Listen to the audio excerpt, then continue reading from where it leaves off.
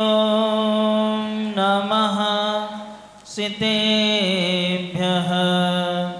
जय श्री ओम नमः सितेभ्यः।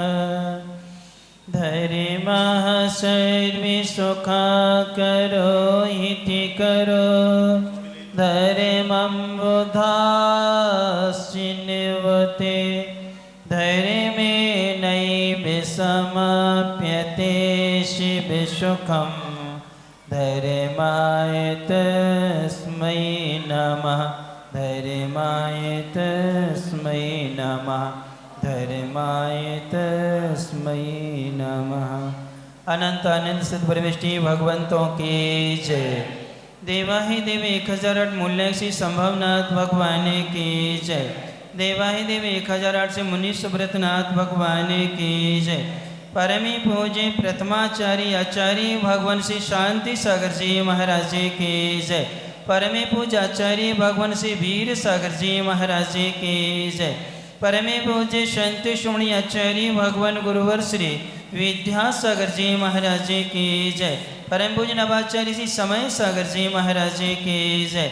परमे पूज्य मुनिवर 108 अजित सागर जी महाराज जी की जय। पूज्य मुनि निराग सागर जी महाराज जी की जय। 2.5 दिन में 3 कम 9 करोड़ महामुनिराजों की जय। बोलिए 105 विवेकानंद सागर जी महाराज की जय।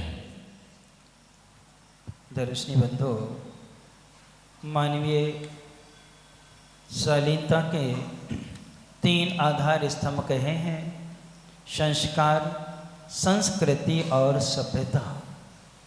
तीनों में बहुत अंतर है। संस्कार नींव का काम करते हैं।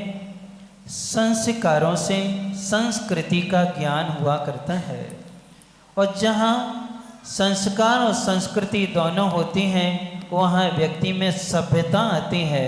सभ्यता का मतलब होता है जो विद्वानों की, ज्ञानी जनों की, साधुओं की सभा में बैठने के योग्य होता है वो कौन कहलाता है? सभ्य कहलाता है।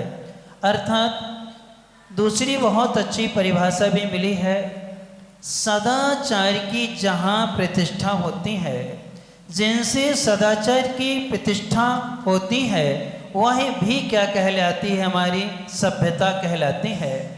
ऐसे आज का दिवस 2 प्रसंगों से जुड़ा हुआ है। पहला प्रसंग है कि आचार्य भगवान शांति सागर जी महाराज इस युग के पहले आचार्य हैं। उस समय मुनि महाराज बहुत कम थे, जो थे लेकिन निर्दोष नहीं थे, वो मुनि भी बने। मुनि बनने के बाद में प्रथम बार आचार्य पद को क्या किया गया? उनको सुशोभित किया गया। जो आचार्य पद है वो देहरी दीपक के समान है, मध्य दीपक के समान है। देहरी पर दीपक रख देते हैं, दोनों ओर प्रकाशित करता है, तो वहाँ अरहंत तो सिद्धि के स्वरूप को बताता है, तो यहाँ उपाध्याय और साधु के स्वरूप को भी बताता है। आचार्य पद है। आचार्य की गरिमा, शिक्षा, दीक्षा, पंचाचार का स्वयं पालन करना और अपने शिष्यों से क्या कराना? पालन कराना। ये आचार्य पद की गरिमा होती है। आचार्य पद वह पद है जो शिष्यों के लिए प्रिय होता है, संघ के लिए प्रिय होता है, इसके बाद में लोक के लिए क्या होता है? प्रिय होता है।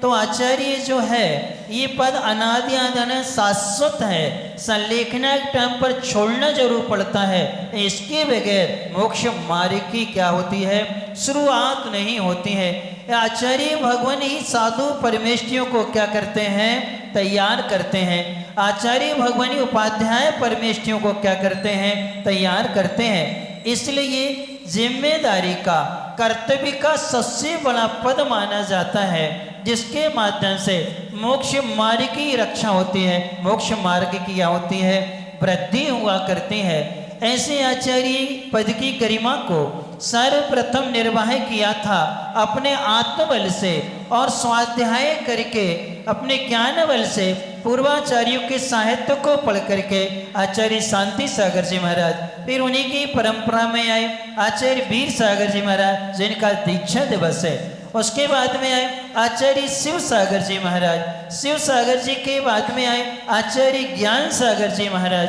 और ज्ञान सागर जी महाराज से आए आचार्य विद्यासागर जी, और विद्यासागर जी के बाद में आए हैं आचार्य श्री समय सागर जी महाराज, जिनके माध्यम से आचार्य परंपरा अभी क्या है जीवंत हो रही है। शिव सागर जी महाराज से ज्ञान सागर जी महाराज की परंपरा अलग हुई और वहाँ से धर्म सागर जी की परंपरा चलती है। दो शाखाएं अर्थात नदी दो धारों में क्या होती हैं विभाजित होती है। तो धर्म सागर जी आते हैं, फिर वहाँ से श्रेयान सागर जी, अभिनंदन सागर जी, वर्धमान सागर जी आदि ये परंपरा वहाँ से क्या है निकलती है चलती है। तो वहाँ से अभी वर्धमान सागर जी क्या है उस परंपरा से हैं और यहाँ आचार्य समय सागर जी भी क्या है अभी यहाँ पर हैं। उनके माध्यम से हम मोक्ष मार्ग कैसा होता है, शिष्यों का अनुशासन कैसा होता है, वह अनुशासन हमें सबको सीखने को मिलता है। इसलिए बहुत अच्छी बात हमने पढ़ी थी कि नीति वाक्यामृत में संस्कृति और संस्कार में अंतर होता है। संस्कृति देश की होती है, संस्कृति कहाँ की होती है देश की होती है।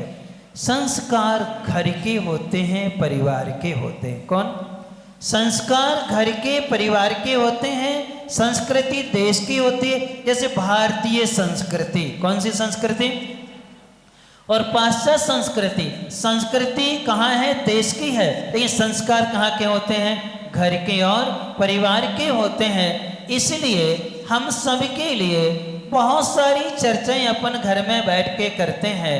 क्या आपने कभी संस्कारों की चर्चा की है क्या?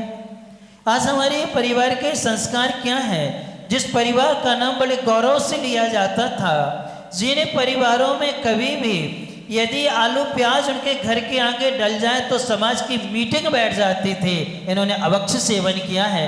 आज हमारा परिवार आदर्शता को खोता चला जा रहा है। आज हमारी पहचान जो थी आचरण से होती थी कि जैन रात्रि भोजन नहीं करते, ये जैन है, अभक्ष्य सेवन नहीं करते, ये जैन है, जल छान करके क्या है पिया करते हैं। अर्थात इनके यहाँ सूर्य अस्त के बाद भोजन पान नहीं होता है, सूर्योदय से सूर्य अस्त के पहले की चर्या व्यवस्थित हो जाती है।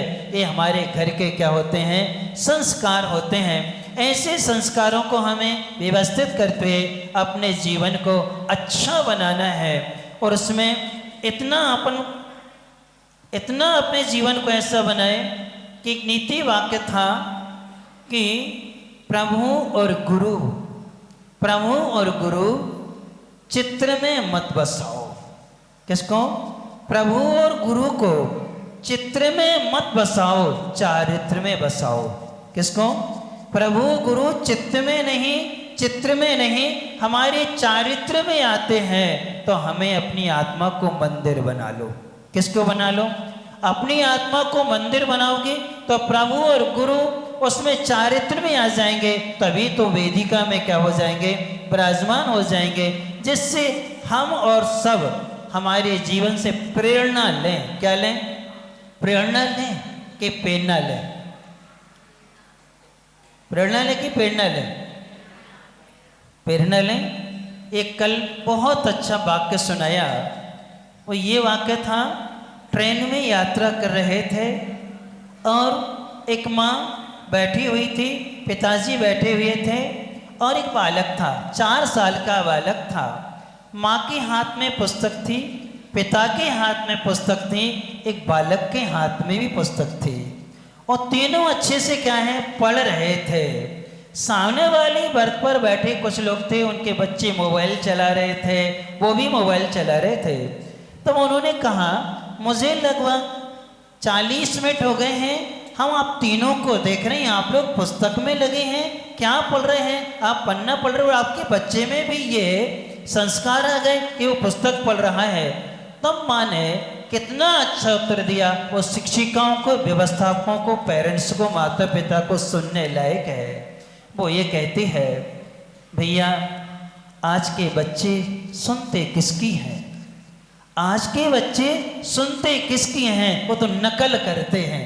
क्या करते हैं? वो तो नकल करते हैं। मैं पुस्तक पढ़ रही तो वो पढ़ने लगा, यदि मैं मोबाइल चलाऊंगी तो वो भी क्या करेगा?